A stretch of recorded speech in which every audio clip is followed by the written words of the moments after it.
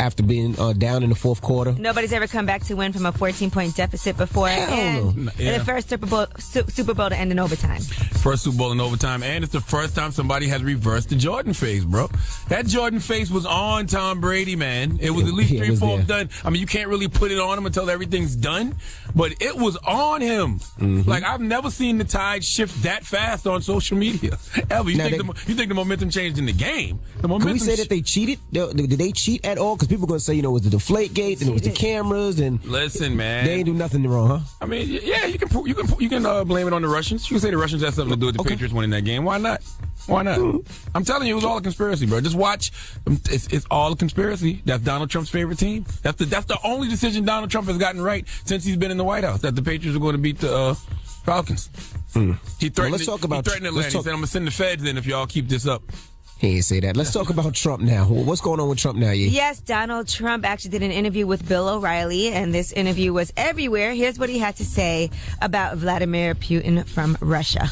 Do you respect Putin? I do respect him. Do you? Why?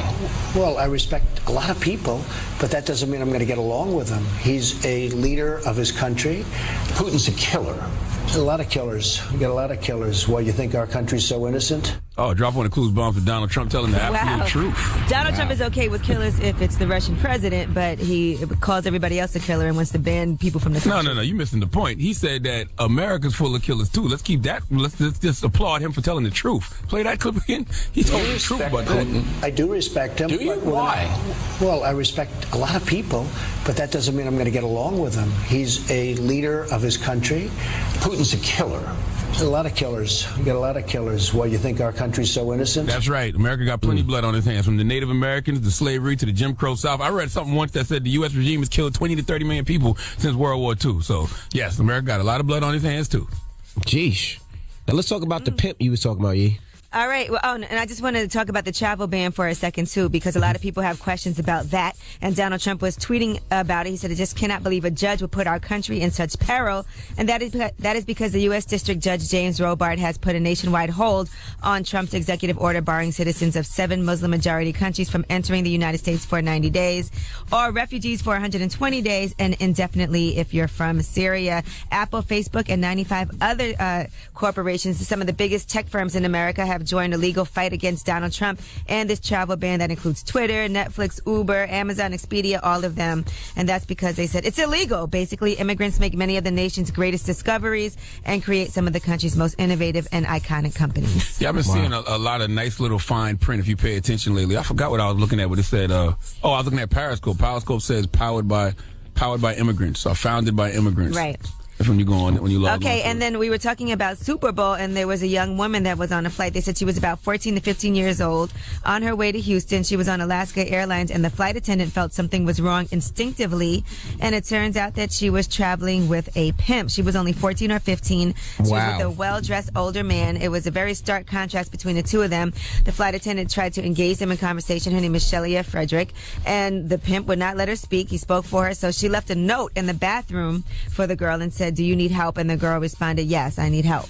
And that's when she rescued her. They landed, and there were police waiting to arrest that pimp. It ain't pimping if you're holding her against your will. Holding her against her will. Well, that's human trafficking. She was only 14. That's what I'm saying. That's human trafficking. That ain't pimping. That's human trafficking. Right. So right now they are doing training for the flight attendants so they can recognize when somebody is in danger or peril. If you see a passenger who looks frightened, ashamed, nervous, if you see any bruises, if you see a child with an adult that is a stark contrast, and if the adult tries to speak for the alleged victim when they try to speak to them.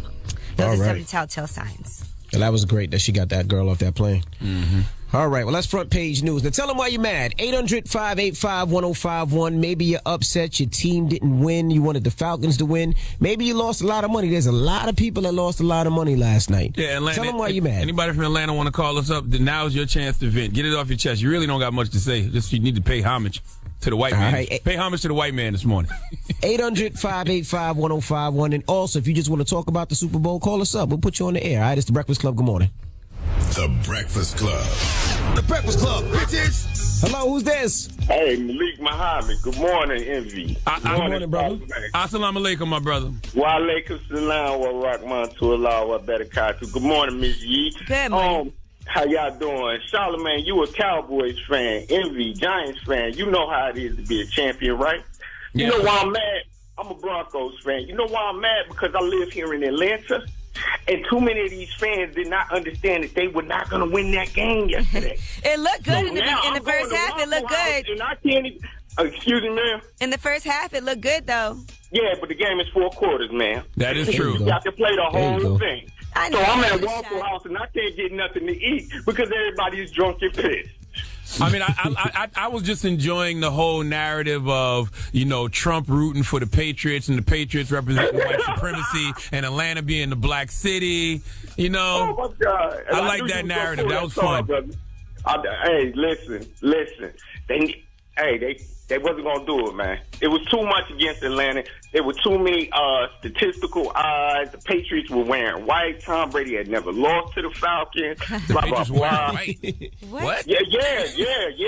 Oh, my the goodness. team that wears white wins most of the time. Check your stats. Oh, you learned that in Waffle House last night, right? He definitely learned that at Waffle House. Thank you, bro. Hello, who's this? Hey, this is Tyson Thomas calling out of Virginia. Tell him why you mad, bro. Hey, I'm upset, man. Atlanta lost. I had to hear all that from my homeboys. Cowboys fan, Eagles fan, Patriots fan. I had to hear it all last night. Damn. So what the strip club's looking like in Atlanta this week? I don't know, man. I'm in Virginia. I had to stay up here for the game, but I don't know them strip clubs. They definitely ain't the same up here as it is in Georgia. Gotcha. All right, bro. Thank you. Now, they were saying they were supposed to do so many parties this week. Victory parties. All of them canceled. Damn it, man. Hello, who's this? All those wings just sitting around. Hello, who's this? Hello, it's Martha. Hey, Martha, tell them why you mad. I'm mad because you guys play Rihanna every day, every morning. Sex with me, so amazing. Hey, speaking of Rihanna, when Rihanna going to do a Super Bowl halftime performance? She might be too risque. It's too really like lady. They had Madonna do it. Yeah, Madonna's pretty risque. Gaga's risque. Yeah, I guess you're right. Hello, who's this? Man, this is G from the Brick City. Oh, boy. Hey, man, hey, Angela, but I'm pissed off this morning, man. I've been a football fan all my life, but after watching that game last night, I'm looking at football the same way I look at wrestling now. It's fake, it's rigged, because there was no way the Patriots were supposed to win that game when all the Falcons had to do was just run the clock out with 3 minutes left inside the 20-yard line. They just had to run the ball and take the 3 points, and that game is over. It's fake. You didn't see the sacks and the other plays that caused them to even get out of field goal range, sir? Exactly. That's why they just should have ran the ball instead of trying to pass. All they had to do was just run the ball and just run the clock out. Now I will say the great Des Bryant said something real. He was like, no need for the Falcons to play conservative because conservative will cause you to lose a game in that type of situation. He said you should have pushed the gas. But you know what? My son said the same thing. He said it was rigged because there's no way the Patriots should have missed that field goal. The point after. They shouldn't have missed that point after, which means if they'd have made it, they'd have won. It wouldn't have been an overtime game. My son said it's rigged. That's the NFL is rigged. Maybe anything is possible. Or maybe Donald Trump just called and made an executive order and said, look, I need the Patriots to win this game because I'm not inviting none of them Negroes that play on the Falcons to the White House. We've had enough Negroes with dreads and gold teeth in the White House the past 8 years. It's not happening on my watch. Goodness gracious. Maybe. Tell them why you're mad. 800-585-1051. If you're upset, you can call. But right now, let's get some positivity out there. Call us up and tell us something good. Give us some positive vibes. Blessings on blessings on blessings. Atlanta, this means y'all can't participate in this one this morning. All right? You from Atlanta, don't call. Just hold off for a second. Yeah, you have nothing to be blessed about. 585-1051. Call us right now. Tell us why you're blessed. It's the Breakfast Club. Good morning. Breakfast Club. Now it's time for blessings upon blessings upon blessings. Something that's blessings, some positivity in your life, right? Hello, who's this? This is Tyrone from Providence. Tyrone, what's happening, my brother? What's going on, my brother, man? Just having a blessed day. You already know today's my birthday. Turning up all the way. Happy birthday, bro. Age is a blessing, bro. Appreciate it. A lot of people didn't wake up this morning, or if they did, they woke up dead. Most definitely. You know what I mean? Just spend the whole year being dad for the first time in my life. So it's definitely a blessing. Absolutely. What are you going to do to celebrate? Right now, out, work, and go home and just spend time with the family. That's what I usually do. That's how I celebrate every day. That's right. Make sure your woman blows your candle out today, bro. You deserve it. Best believe it. I'm about to blow her. Oh, forget it. Happy born day, my brother. Forget it. Thanks. All right, bro. Have a good day, man. All right. Well, that's a reason to be blessed. It's your birthday. Nobody from Atlanta want to call up. You're still alive. At least, look, they said at least the Falcons don't have to go to the White House. No, Donald Trump wasn't letting half of them Negroes in the White House anyway. The only person that probably would have got let into the White House from the Falcons is Matt Ryan. All them Negroes with dreads and gold teeth was not going to be allowed into the White House. Are you crazy? My goodness. Okay. All right, and shout out to Tiara Gwynn. She has a 5.0 GPA at MIT, and she's already working at NASA as a rocket structural design and analysis engineer. She's only 22 years old. And a 5.0? Yes. She's only 22, and she's already working at NASA. They're comparing her right now to the whole Hidden Figures story. I didn't even know you could get a 5.0. I thought 5.0s were just on cars. Well, she has a 5.0 GPA. Damn. I thought the highest you could get was a 4. That's what I thought, too. Drop on the clues bombs for her, damn it. She ain't no hidden figure. Yep. Goodness and she goes to MIT. You know, that's a tough college to go to. Well, congratulations to her. All right, now we got rumors on the way, E? Yes, we'll talk about $250,000 destroyed. We'll tell you who did that. Also, Nicki Minaj versus Giuseppe Zanotti. We'll tell you what is going on with those two, who's right and who's wrong. Okay, we'll get into all that when we come back. Keep it locked. It's The Breakfast Club. Good morning. The Breakfast Club. On Instagram. What halftime show? On Instagram, the Migos got busy. They did. That song, I'm going to be honest with you, though. If I was from Atlanta, that song wouldn't even sound right this morning. DJ Self tweeted out last night. DJ Self of Love and Hip Hop tweeted out last night that they weren't playing no trap music in the club last night. I don't believe that, but I can understand why he would feel that way. I don't know what club he was at. They were playing all trap music, but they didn't mention Atlanta one time. Jesus Christ. Atlanta ain't get no shout-outs? All right, well, let's get to the rumors. Let's talk Mariah Carey. It's about time. What's going on? Rumor report. This is the Rumor Report. Talk to him. With Angela Yee on The Breakfast Club. Well, we played a snippet of this song for you before. Mariah Carey featuring YG. It's called I Don't, and it's basically about her breakup. But now the video is out, and in the video, people are talking about Mariah burning her wedding gown. Now, here's the song, in case you don't remember. She has her $250,000 Valentino gown that was supposed to be her wedding dress, and she burns it in the video because her wedding is canceled. Now, that seems like a waste. I just want to know why she wasn't so distraught over our guy, Nick Cannon. She was so distraught over this billionaire, but when Nick was out, she was like, cool. Well, they actually did get married and got divorced. That's what I'm saying. Maybe they were both over it before it was over. That should hurt more, Mariah Barry. She did a song about Nick, too. Nick did a song about her. I saw a picture of Mariah over the weekend. She was on like a treadmill? A treadmill or the Stairmaster. Yeah, I was like, man, relax your old ass, man. You got to know when to relax. But I feel like a $250,000 gown, she could have auctioned it off, gave the proceeds to some type of charity. You think that was a real dress, or you just think it was a prop, though?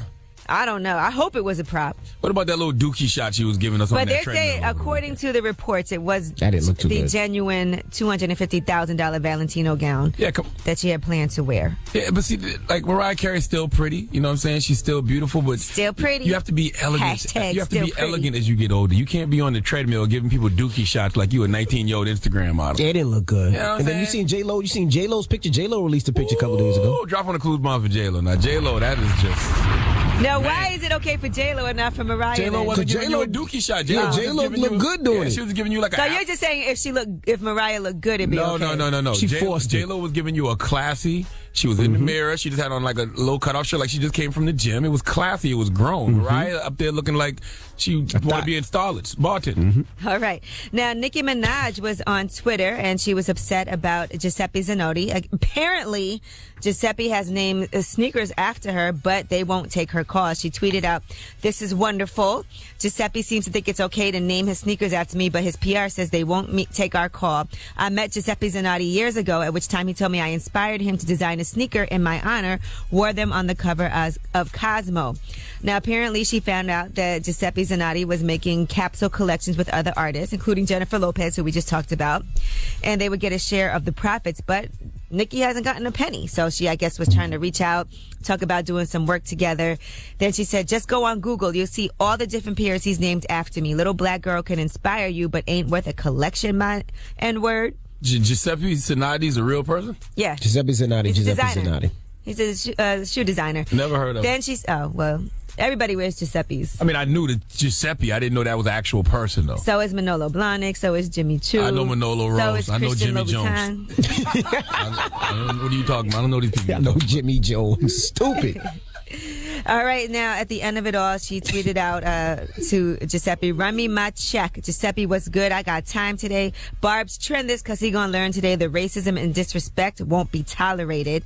She said she doesn't care about the money. Well, she feels because she's a little, she's like, I'm a little black girl, so it's good enough for you to name sneakers. I think he named like 36 sneakers after her. Listen, we can't jump out the window and blame everything on racism, okay? It's enough real racism going on for us to point at and say that was racism. That's not racism. But 36 pairs of sneakers you name after Nikki and they won't take a call? That sounds a little crazy. Right, and then she was saying you could donate some money to charity in my name or do something. Now, you know what they did in response? Took all her shoes off his website.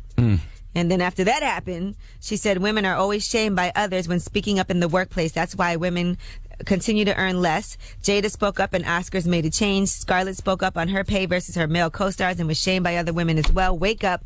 This is our workplace just like you have yours. Now, what is it? Is it a race issue or a woman issue? Now, I'm just trying to figure this out. Well, I guess after he took the sneakers off, people were kind of maybe had issues with her speaking out about it. So she was saying women need to speak out more when there's injustice in the workplace. So it was an ongoing battle. I'm sure we're going to hear more about this coming soon. That just made my head hurt. That sounded more pointless than Chris Brown and Soulja Boy and less entertaining. Well, you'd probably be upset if somebody named 36 sneakers after you and was selling them and making money off of them but wouldn't take your call. Right? Y'all just told me the man's name was Giuseppe Sinati. Right. So I thought that's the name of the shoes. No, they have different collections. So what's going on? I don't know what's going on. They have like the Nicki shoe. So it's the Nicki Minaj collection? No, not Nicki Minaj. They have the Nicki shoe. They have the shoes are each called the different brand, like the shoes that he designs are so called Nicki something. Thinks she the only like Nicki how in the Jordans world? might have the 11s, they have the cements. Man, I don't know. I don't care. It's not my price range anyway. I ain't. All shoe companies do that. Okay. It's not a price range thing. All right, and CNN over the weekend tweeted out that Faith Hill was doing a duets album with Biggie. Really? Apparently they meant Faith Evans. Oh. And Twitter caught that. So that was a pretty big mistake for them to make. They did tweet out a correction. Well, the only faith I acknowledge is the faith I have in my God anyway. So they tweeted, Faith Hill is releasing an album of duets with the Notorious B.I.G. 20 years after his murder. What would sell more, though? Faith Hill and Biggie or Faith Evans and Biggie? I'm here for Faith Evans and Biggie. Faith Hill would sell way. Faith Hill and Biggie more, would sell but I want to hear Faith more. Evans. Right. Well, Faith Evans tweeted up for a bonus duet, Miss Hill, and hashtag Faith. So maybe that could happen. All right, I'm Angela Yee, and that is your Rumor Report. All right, thank you, Miss Yee. Up next, we got some front page news. We'll tell you about Donald Trump. So keep it locked. It's the Breakfast Club. Good morning. Super Bowl last night. I'm sure everybody see it. Everybody see the Super Bowl? I'm sure. Yee, did you see it? Hello? Now, what did you think about the Super Bowl? It's probably one of the best Super Bowls I've ever seen. I'm going to be honest with you. The commercials for the Super Bowl were trash this year. They were whack. The commercials for the Super Bowl were way better in the Obama era. What was the worst commercial? The worst one? That Wendy's commercial. I didn't understand that. I don't be understanding commercials that don't got nothing to do with the product. Like one of the most decent commercials was the yearbook commercial. And then at the end, a Honda just pops up.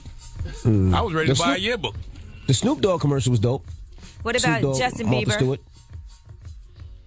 Oh, Justin Bieber. I did see, who was it? Justin Bieber? The T-Mobile. Else, right? Justin Bieber did T-Mobile with he had Terrell Owens. I don't even remember. I don't remember what was going on with that one. I do remember seeing Justin in the suit, but I wasn't paying no attention. All right. Well, if you don't know, the Falcons lost to the Patriots 34-28. Brady has 5 rings now, so congratulations to all the Patriot fans out there. Drop on the clues bombs for the Super Bowl supremacists, Tom Brady and Bill Belichick. And all let's the talk about Donald. Other nameless Negroes on that team. Well, over the weekend, Donald Trump did an interview with Bill O'Reilly on Fox News, and he was questioned about Russian President Vladimir Putin and his respect for him. And here's how Donald Trump answered. Do you respect Putin? I do respect him. Do you? Why?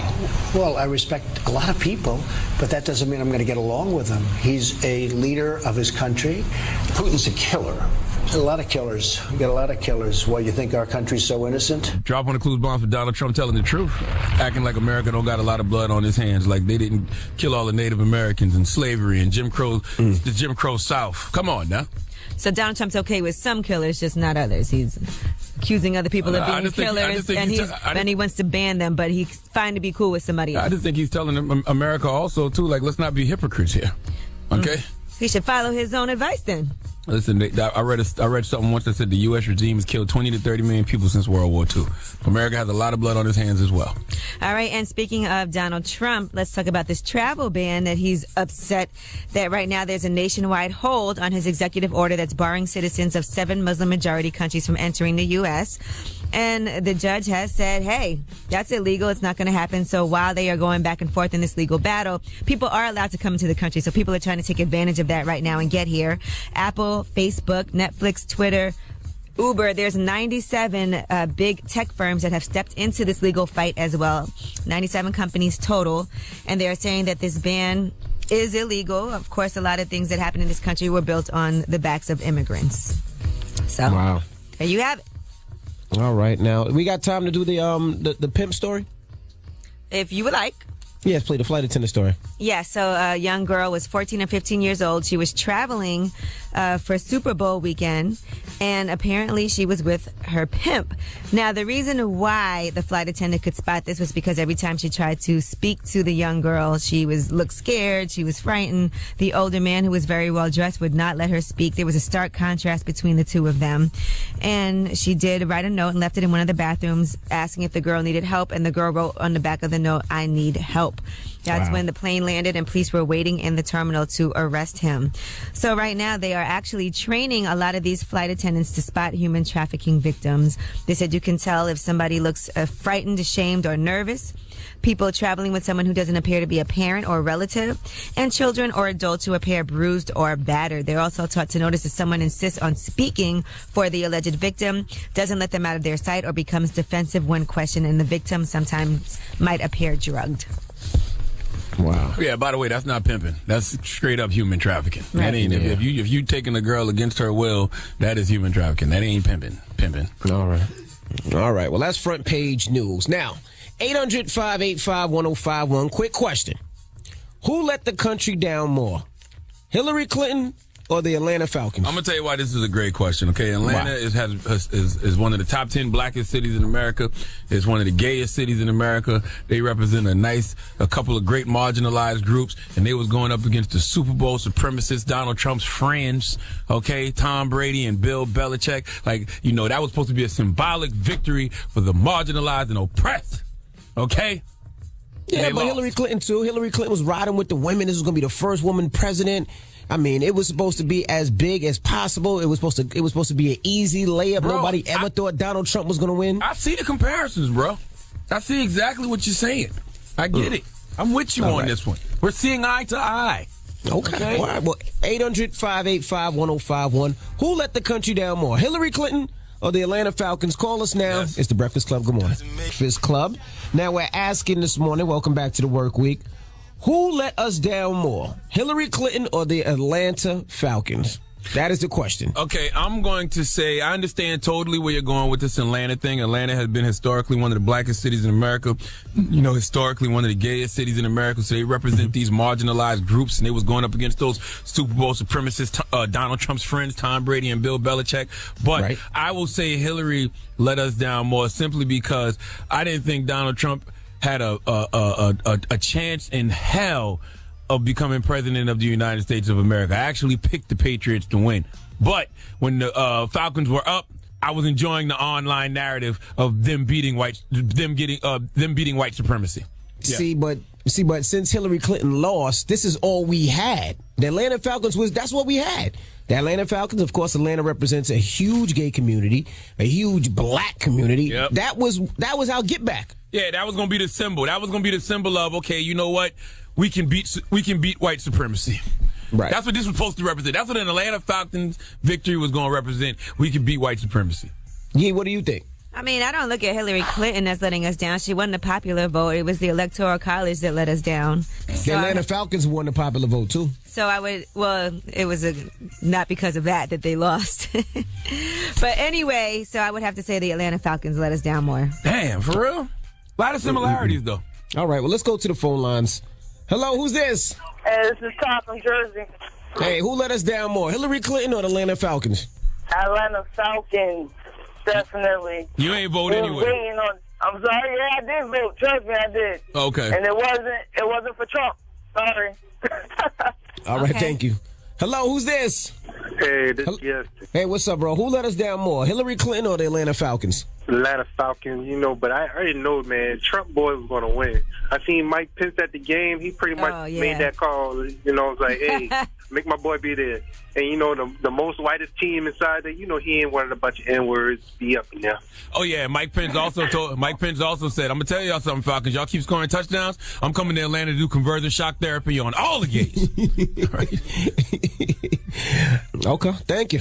800-585-1051. We're asking, who let the country down more? Was it Hillary Clinton or was it the Atlanta Falcons? Call us up right now. It's The Breakfast Club. Good morning. The Breakfast Club. Now we're asking, if you just joined us, of course, the Super Bowl was over the weekend. Who let the country down more? Was it Hillary Clinton when she lost or the Atlanta Falcons? Charlamagne, you saying Hillary Clinton? Yeah, I say Hillary Clinton simply because I didn't expect Donald Trump to ever become president. I thought that would be a layup for Hillary Clinton. As far as the Falcons, I actually picked the Patriots to win, but I was enjoying the online narrative of the Falcons representing a black city, a city with a high gay population, taking out those evil Super Bowl supremacists in the New England Patriots, Donald Trump's friends, okay? See, I was looking at it like we lost with Hillary Clinton, so we needed our get back. Like, this was our revenge. This was going to be the symbol. This was going to be a symbolic victory of us being able to defeat white supremacy. And not only that, they gave it to us. They gave us the victory. It was there. It was in our hands. We were up by... You listen here, young man. The white man never gives you nothing. All right? You got a lot to learn, sir. All right? The white man never gives you nothing, all right? You got to take it. All right. The white man giveth, the white man taketh away. Okay. Hello, who's this? Hi. Good morning. Hey, what's your name? Liza. Good morning. Good morning. So I let me just preface by saying I am originally Brooklyn, New York, so I go against any team that goes against the Patriots, I go against them because I live in New England now. But I think it's a stark difference between Hillary Clinton and the Falcons. You're talking about a democratic process comparing to a competition. I think it's really different. Duh, we know that, baby. It's just a fun question for the morning show. Jesus Christ, call up here telling us the truth and being all actual and factual. Thank you, Mama. Hello, who's this? This is Ebony. Hey, Ebony, who let us down more, the Falcons or Hillary Clinton? I can't say Hillary Clinton let us down because that was on our behalf. Exactly.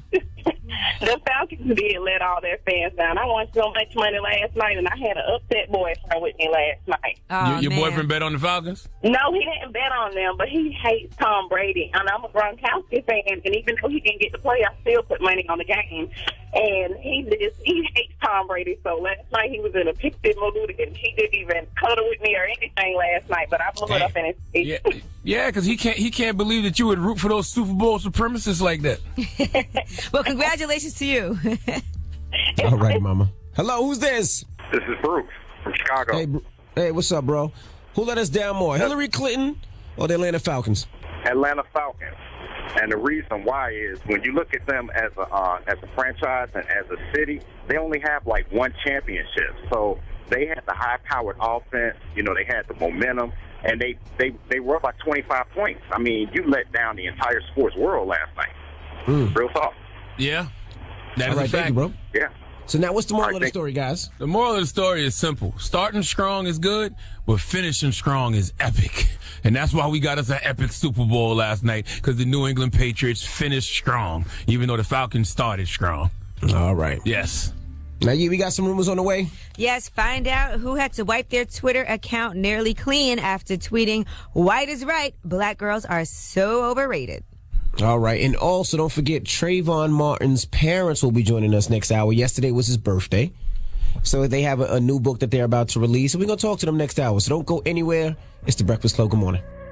That little boy. How old is he now? Yeah. I don't know, but this is from 6 years ago. Yeah, so he probably was 14, 15. You didn't care what that little boy said, man. 14 or 15.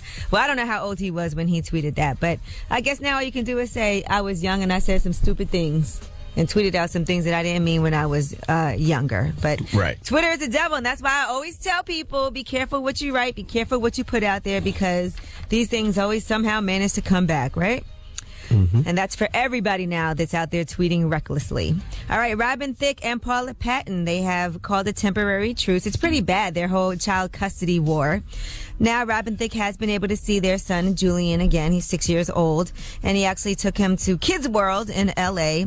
That's a big deal, but he has to have a monitor, a court-appointed monitor present with him while he's with his child for now while they're investigating.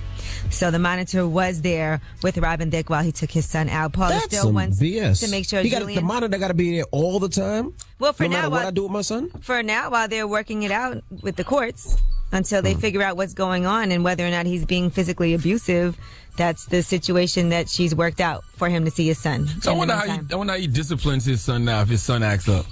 You can't pop him. You can't spank him with a belt. So what do? You talk to him sternly? Yes, put him in the corner. Well, I guess according to reports, they said he went to school and said that he was spanking him really, really hard. Yeah, that's what spankings are. Yeah. I don't know. Listen, I used to get spankings in school by principals. Not me. My parents would have a fit if Mr. anybody Barnett, at school would have put their hands Barnes on me. Used to spank me. Berkeley Middle School, Monk's Corner, South Carolina, damn it. Well, I think the school has a responsibility, though, to investigate if the kid comes in and says that they're hurt and something's happening. So they do have a responsibility. You never know. But by the way, spankings are supposed to hurt, though. That's just like when somebody walks in the bathroom when you're doing a number 2 and they be like, dang, it's stinking here. Duh. Hey, spankings hurt. Yeah. Yeah, but sometimes it's a fine line between discipline and abuse. So I got beat with an we don't know what. Well, you were growing abused. up, and my father made me take a bath after getting beat with an extension cord.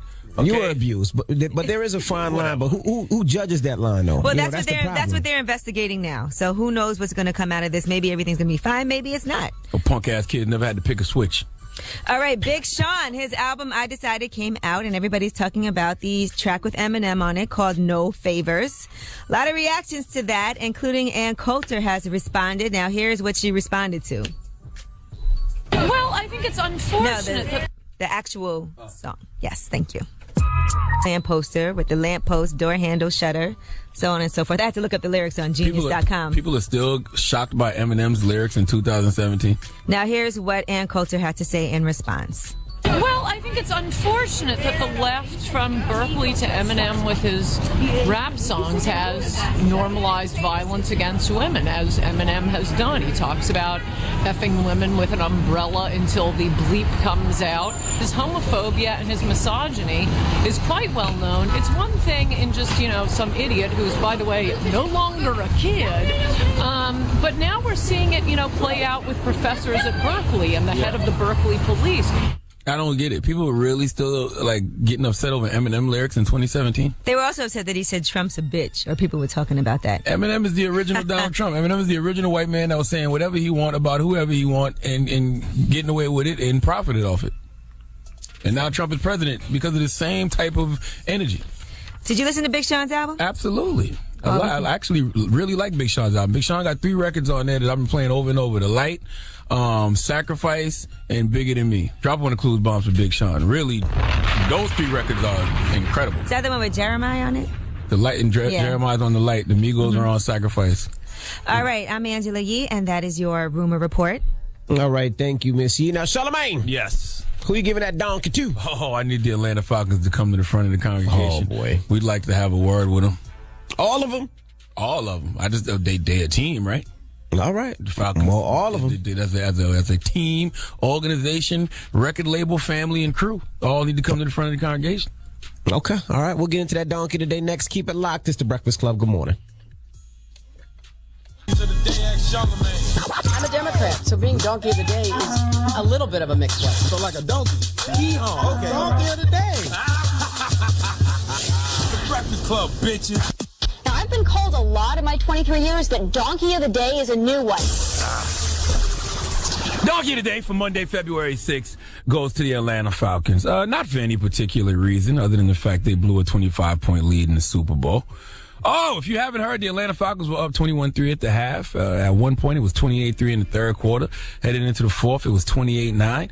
And the Patriots came back to win in the first overtime game ever in the history of the Super Bowl, 34-28. Drop one of Clues Bombs for the Patriots, damn it.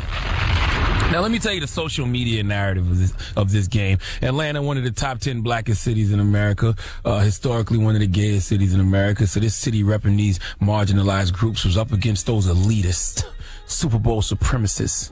Donald Trump's friends, the New England Patriots. Oh, you saw the meme with Brady, with the Make America Great Again hat in the locker, the pics of Trump and Brady hugging, and even before the game, in the interview with Bill O'Reilly, Donald Trump picked his friends to win. Let's hear it. I ask you to make a prediction. Well, I like Bob Kraft. I like Coach Belichick, and Tom Brady is my friend. I hate to make predictions. But you have to. I hate to do it, but I'll say... Because they won't leave unless you do. I don't even know what are the odds. I guess it's pretty even, right? Two great teams. Yeah, but you got it. Pretty even. So I'll say the Patriots will win. By how many points? By 8 points. All right. Now, I had no dogs in this fight. I'm a Dallas Cowboy fan. In fact, I picked the Patriots to win this game. But who am I to get in the way of a great online narrative? Not to mention, anytime I can piss off Trump supporters, I'm all in. Especially when it's Trump supporters like Richard Spencer, who tweeted out, a Patriots victory is a victory for the alt-right. He also tweeted, rooting for the Pats. 1, because Belichick and Brady support Trump. 2, they have 3 white receivers. 3, consistently NFL's whitest team. 4, ATL is dreadful. Okay? Oh, it was this serious last night on social media. It felt like election night all over again. Except this time, the good guys were going to win. Atlanta was balling 21-3 at halftime, up by 25, 28-3 at one point, and then Donald Trump threatened to send the feds into Atlanta if the Falcons continued to bust the Patriots' ass the way they had been. It was like Donald Trump signed an executive order to ban the Falcons from entering the end zone in the fourth quarter. I should have knew something was up when they had the woman from American Horror Story performing at halftime. Lady Gaga? Lady Gaga, yeah. She's got some classics, but recently music hasn't been her thing. Now, on a scale of 1 to Beyonce, Gaga was a solid 6 last night, but she made no political statements, and I thought that was weird, Why didn't they have, I was thinking to myself, she didn't make no political statements, she don't really got no recent music. Why didn't they have Rihanna or Drake or someone like a little more relevant to music now perform at the halftime show? But then I put 2 and 2 together. Gaga, G-A-G-A, MAGA. Make America Great Again. Oh, this fight was fixed, okay? I said at halftime last night that nothing was going to go right for the Patriots because Brady didn't denounce our celebrity-in-chief, Donald Trump. When the Falcons went up 28-3, I said the only NE Boston could be proud of this year was New Edition. But in the fourth quarter, that game started to feel a lot like election night. It felt like, I don't know how, I don't know why, but it seems like the Patriots are about to win this thing, even though for the first 3 quarters, the Falcons were the clear favorites. I said the Falcons cannot lose to the Patriots during Black History Month in the Trump era. The Patriots gave the Falcons the game. They had it. But as we have learned in America, the white man giveth, the white man taketh away. Now, I can't prove it, but I'm sure the Russians had something to do with this Patriots victory. 31 unanswered points by the Patriots in the second half caused the Falcons to let 2 Chainz down. They let T.I. down. They let Jeezy down. Migos didn't record one of the greatest records ever, Bad and Bougie, for y'all to just shrink in the face of Super Bowl supremacists like the Patriots. Let's be clear. If Jesus was ever white, he would be Tom Brady. Okay, Brady went on a revenge tour this year and then went on a revenge tour in the fourth quarter just to get back at us for the online slander we was giving him the first 3 quarters. Okay, the Super Bowl really, really, really did feel like when Hillary lost the election because I'm still trying to figure out how it happened. Now, word on the street is a lot of the Falcons were already planning to protest and not go to the White House. But clearly now they won't have that problem. Okay, because Donald Trump will be hosting his friends, Tom Brady and Bill Belichick, simply because the Falcons let Bone Crusher and Martin Luther King Jr. down. Please give the Atlanta Falcons the biggest hee-haw, please. All right. It was a great game, though. It was amazing. Listen, on a scale of 1 to the greatest Super Bowl of all time, that was absolutely positively the greatest Super Bowl I've ever seen. Absolutely. I thought the one... the last Patriots one when the interception on the goal line was great, but last night was incredible. Amazing. Tom Brady is the greatest quarterback of all time. You got to get a man his props. Like, seriously. If Jesus was ever white, which he wasn't because he was black, but if he was ever white, he'd be Tom Brady. And instead of sandals, he'd have Uggs on. All right. Well, thank you for that donkey today, sir. Mm-hmm. Now, when we come back, yesterday was Trayvon Martin's birthday. So when we come back, his parents will be joining us, Sabrina Fulton and Tracy Martin. So don't go anywhere. Keep it locked. It's the Breakfast Club. Good morning. Guests in the building, the parents of Trayvon Martin. Now, yesterday was his birthday. And we have Sabrina Fulton and Tracy Martin. Good morning. Good morning. Good morning. How are y'all this morning, man? We're good. Good. Busy. It seems like you two have made the most out of a tragic situation, man. How has this process been? This whole process is, it's been tedious. It's been tiresome. It's been hard. because you're constantly reliving the tragic loss of your child. And so a lot of people think that everything that we're going through with writing the book and just being spokesmen for the voiceless, they think it's an easy road.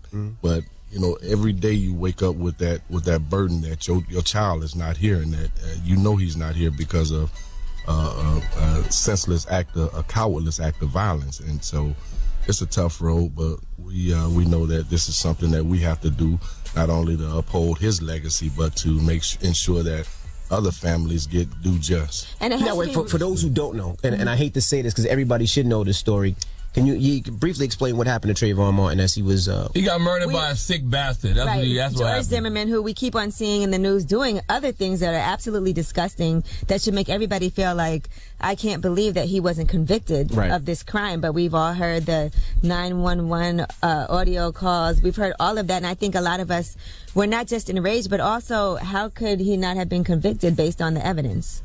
Because of this country. This country here is sick. This country needs to mend itself together with everything that's going on.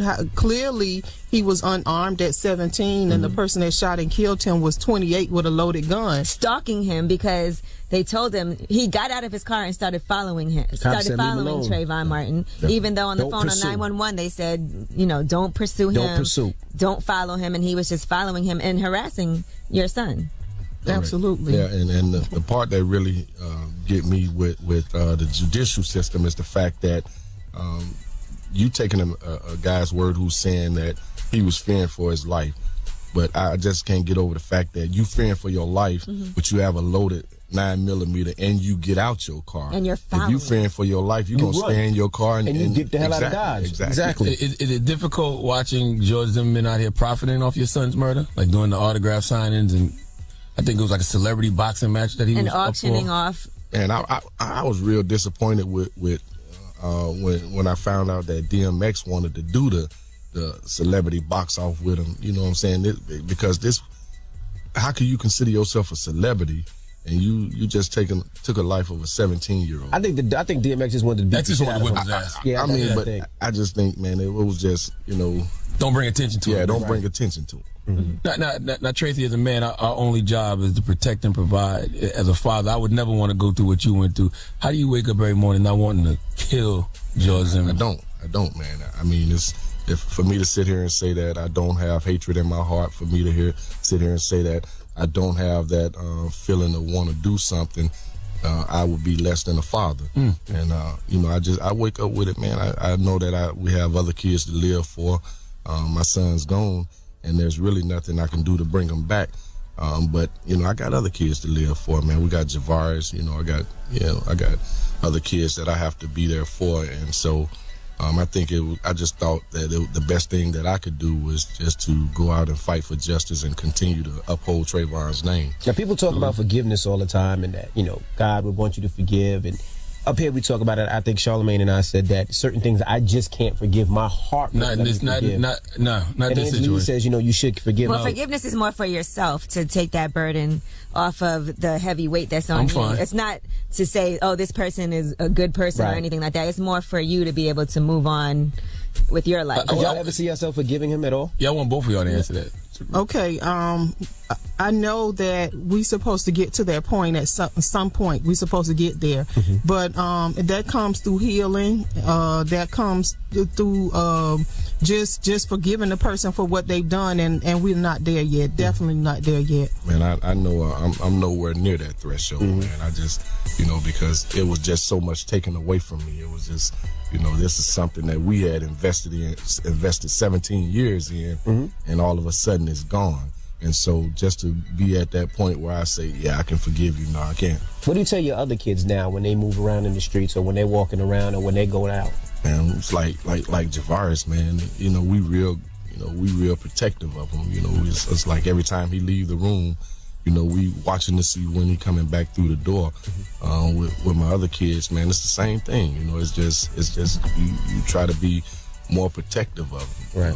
You know? And we know that we did everything we can to protect our children, but at the same time, we know we can't be there every step of their lives. Right. And you speak about reliving. Oh, go ahead. No, I was just saying sometimes it's not about what our kids do, because we can give them all the knowledge that we can, and somebody else could still perceive them as being who they want them to be and still do some harm to them. You speak about reliving the process, through y'all, but what about when you see it happen to others? Because it seemed like it just got progressively worse since the George Zimmerman case. We definitely deal with other families, Sandra Blake's family, Eric Garner's family, Jordan Davis' family, Oscar Grant family.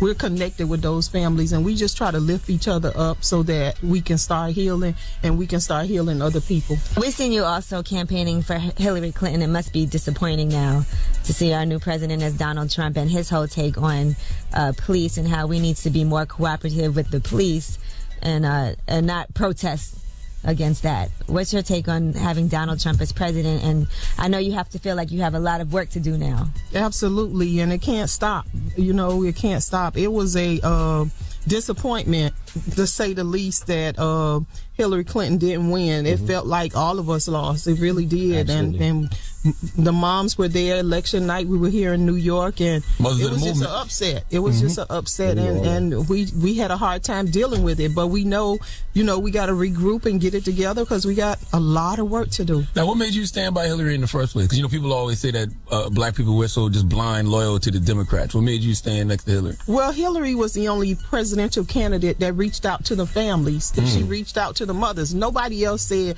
let's sit down, let's talk, tell me how I can help you guys. And that's what she did. And so we always say that we stood with her because she first stood with us. And so sometimes people don't want to hear about black on black crime and racial profiling and stuff like that, because it's too uncomfortable.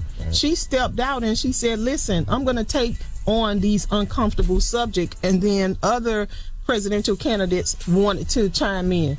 But she was the first one that said, let me see what's going on with black on black crime. Let me see what's going on with racial profiling and just why do these young black and brown boys keep getting shot and nobody's being held accountable? Isn't it interesting how they feel uncomfortable when we talk about it, but imagine how we feel just having to live it.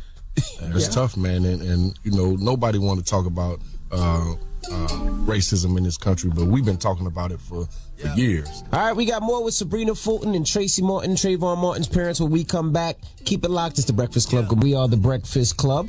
We have Sabrina Fulton and Tracy Martin in the building. They are Trayvon Martin's parents. Charlamagne? Now, it's clear that fighting against the injustice that got Trayvon murdered has become your purpose. But what was your purpose before he got killed? Do y'all even remember your mindset before that happened? Of course, I mean, we just your average family, average parents, man.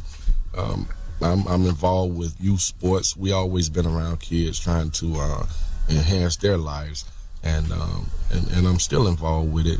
You work every day, get up and go to work every day, and we're just your average family, man. And so all of that was taken away from us. We just kind of really open our doors to our home, to America, and when you do that, people have their own perception, man. People, we had people saying that we were welfare recipients and that we was on Section 8. And I've been on the grind all my life, and I continue to work, man. It's just, and the part of that just goes to show who we are, man. The work don't stop because of the work that I'm doing. I want to show my kids that in order to get to some level of success, you gotta build, you gotta grind, you gotta keep going. And so we've always just been hardworking parents, man. And you address that in this book that you guys have out now, Rest in Power. Was it hard for you guys to relive these moments and write this book, or was it therapeutic in a way also? It was absolutely hard to write it, and it's even harder to read it once it's all put together. But we decided we wanted to do something creative, and that's why we alternate chapters. I write a chapter, Tracy writes a chapter, and so we want to give you that we don't want it to just be a story. We want you to feel the tragedy. We want you to understand it from a parent's point of view, because a lot of people that are reading the book have not lost a child. But through our eyes, they can pretty much understand and be compassionate to what we've gone through, sitting through the court system, having to deal with the medical examiners, the police department, and everything that it encompasses. But we're just glad that the book is done and people can get something out of the book. Now, how has this brought you two closer together? We always been cool, man. I mean, even through divorce, man, we always we knew that it wasn't about me, it wasn't about Sabrina, it was about our children. And so, I can't say it enough, man. I don't think our kids knew that we were divorced until they got older. And so I knew what it felt like not to have my father in my home. And so me not being in the home, but I was still very actively engaged in their lives, man. I mean, day to day, they just didn't see me sleeping with them after a while in the room, in the house with them. But I've always been in my kids' life. Now, what about a movie? I think this is something that needs to be on the big screen. One thing about this tragedy is it opened up a lot of eyes, for a lot of young African-American kids. Even my son, I think when it happened, he was, 11 years old? And it made him so scared, because he looked and he was like, Trayvon is me. I could have been walking down the street with my hood on, some Skittles, and, and somebody could have stopped me. Barack Obama said the same thing. He was Trayvon Martin. It opened up a lot of kids' eyes. So is it movie next possibility? The thing about it that what we're working on now is the Trayvon Martin talk, or the Trayvon talk. And that's something we working on now, because we want people to have a conversation about what happened. And so they can teach their young people, they can teach the students, and they can teach even the older people, what to look out for. It's not all the time about what you wear and what you're doing, but just what other people perceive you as. And so that is going to be something that we're working on now, which is the Trayvon talk. The movie, yes, we have been approached to, but we have an attorney, and he'll vet through whatever offer is being made, and then we'll decide what's the best offer and who's going to allow us to tell the true story, because it's about being real. Right. And if you read the book, you'll see it's about real. It's about our real life, the ugly, the bad, the good, everything. It's in there. Yeah, there ain't no sugarcoating in that book, man. How do y'all feel about social media activism? Because like when Trayvon died, a lot of social media campaigns with the hoodies up and things like that happened. Social media played a big part in taking this story to the next level. Daniel Marie started the grassroots movement. That first hoodie march, it was through social media that actually brought everybody out to Union Square. So we attribute a lot of the information that was out there to social media. And also, there is some negative. It's going to be some good and some bad. Right. And so you just have to take the good with the bad. You know what? But we as parents, we know who our child was. We know who our son was. And so the bad that people tried to stereotype him, it didn't bother us because we know that wasn't him. How'd that make you feel, Sabrina? Because they did try to paint Trayvon as a thug and post pictures of him like he was like in a gang and all kind of crazy That's stuff. what people usually do. You blame the victim. Trayvon didn't murder anybody. Trayvon didn't even have a weapon. I mean, during the trial, they brought a big slab of concrete in and said this was the weapon that he used. He didn't have a weapon. He had a drink and he had candy. He was on the telephone, just like any other 17-year-old. And they want to blame him for his own death.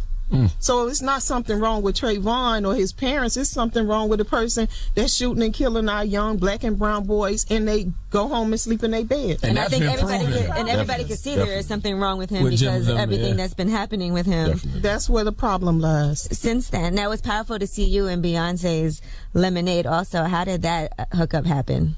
Through her PR person, they reached out to us. They wanted to, we had been doing something. She has been supporting the mothers and supporting the foundation of the mothers. And so, it was just an offer that was made. And of course, we've never been in a video. So, we thought there would be something interesting. So we end up going, and it was a chance of a lifetime. Has she been the most supportive celebrity? I would say Jamie Foxx. Really? Wow. Yeah, I would say Jamie. Wow. Why Jamie? Because Jamie came to like several events that we've had, and he participates. Jamie really been there since day one, man. Wow, he really has, man. He wore the T-shirt. Yeah, he wore the T-shirt on the. He comes to our Peace Walk because we celebrate Trayvon's birth and not his death. And Jamie brings his family. He comes to Miami and he walks in the Peace Walk and stand with us for Trayvon's birthday, and that means a lot. Well, the book is out right now, and I read that you guys are talking about running for office also, or being involved in politics. How soon do you think that's going to happen? Well, that was a question that was posed about a week and a half ago. And what I said was that it's something that we're going to research. It's something that we're going to look into. They already put us in the White House, and we haven't even applied for anything. We're not even a candidate on the ballot. So it's just something that we're taking a look at, that we're definitely interested in, because we feel like in order to make change, we have to be a part of that change. Right. And so that's where we are with that. Okay. Well, we appreciate you for sharing your story with us. Absolutely. As difficult as it is. Tell me the name of the book one more time, you. Rest in Power. Rest in Power. The Enduring Life of Trayvon Martin. Sabrina Fulton, Tracy Martin. We appreciate you guys for joining us, man. It's the Breakfast Club. Good morning. All the bad, bougie, and broke-ass women that was in Houston this weekend. God bless y'all. We praying for y'all. Salute to all the fine and frugal women who decided to stay their ass home and act their wage. Okay. And shout out to everybody who came out just to have a good time and go to Super Bowl weekend. For a lot of people, it was their first time ever going to Super Bowl weekend. I met a lot of people that said they'd never been before. They had a good time. Hey, man. I just always prefer fine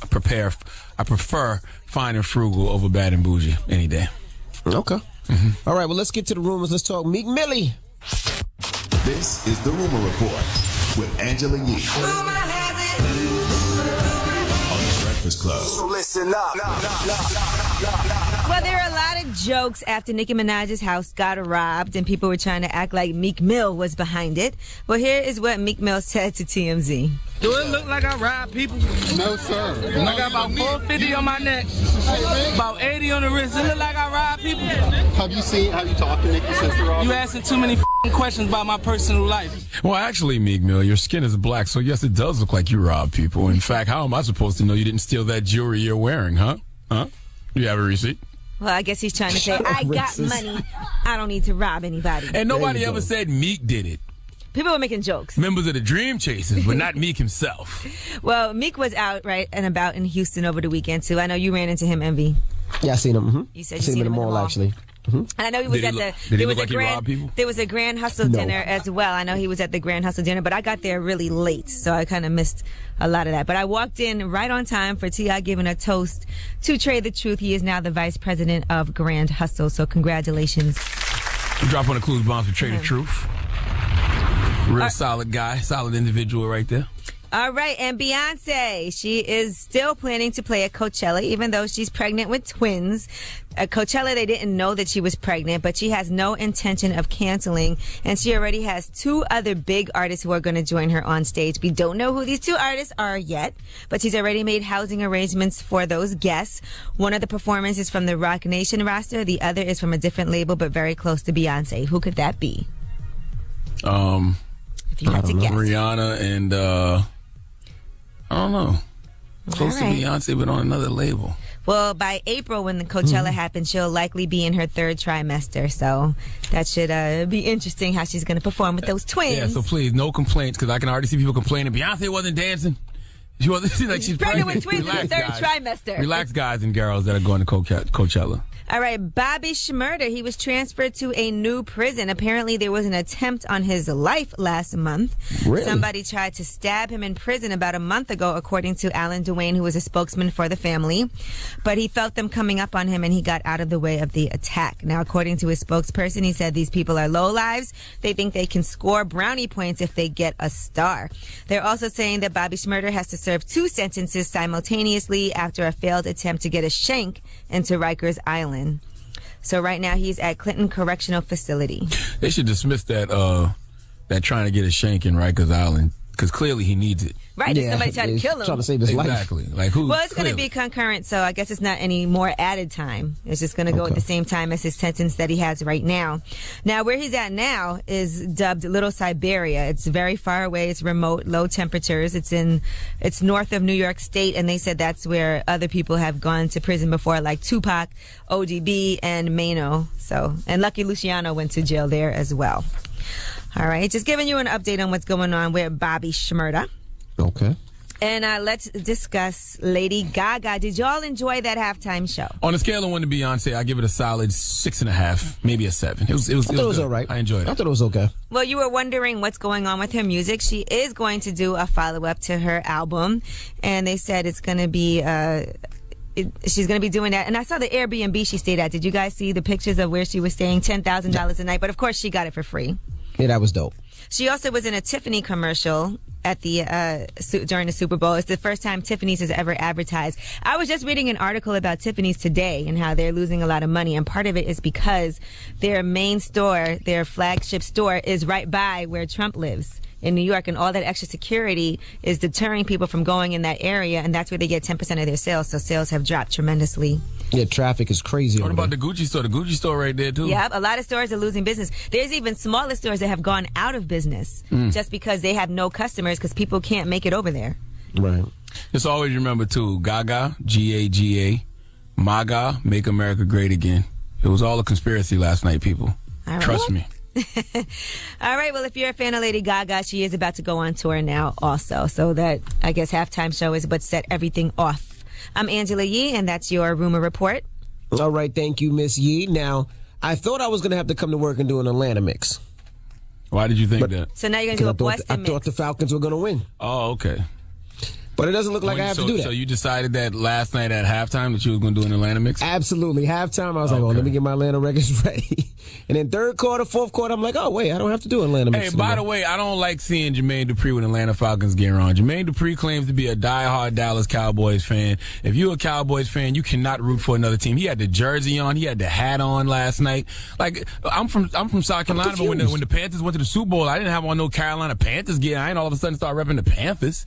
But didn't T.I. wear Denver Broncos last year? Yeah, they posted I don't remember that. He did? Yeah, they have pictures of him wearing that. Oh, see, ain't none of them loyal then. That's just disrespectful. These hoes ain't loyal. Well, I guess if your team didn't make it to the Super Bowl. That's not what you do. That's not how none of this works when you're a football fan. You got to root for somebody. Your team. No, you don't. One of the other. You can just sit back and enjoy the game. You don't have to root for nobody. Period. Like, that's whack. I don't like that. I don't like that at all. Especially if you live in Atlanta and you're from there. Well, but you want them to get their first ever Super Bowl. All right. So the fact that T.I. is from Atlanta, if you're from Atlanta, rep Atlanta, you can't wear a Denver jersey. And if you Jermaine Dupri, you can't be a Cowboys fan. And all of a sudden, when the Falcons in the Super Bowl, you got on all Falcons gear. What if it matches? I forgot he was a Cowboys fan. So no, Jermaine Dupri is a diehard Cowboys fan. I know Apparently not.